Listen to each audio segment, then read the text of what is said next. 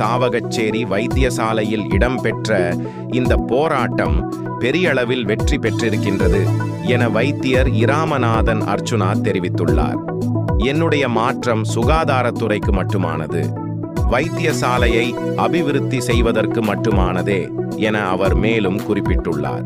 இன்று சாவகச்சேரி வைத்தியசாலைக்கு வருகை தந்த பின்னர் முகநூலில் அவர் வெளியிட்டுள்ள நேரலையிலேயே இந்த விடயத்தை பதிவிட்டுள்ளார்.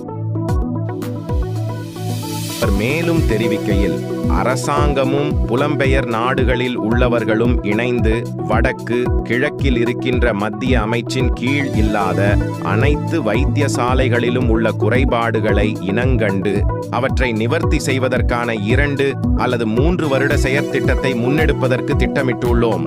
புலம்பெயர் நாடுகளில் உள்ளவர்களிடம் இதற்கான நிதியுதவிக்கான கோரிக்கைகளை சுகாதார அமைச்சு உத்தியோகபூர்வமாக அறிவிக்கும்.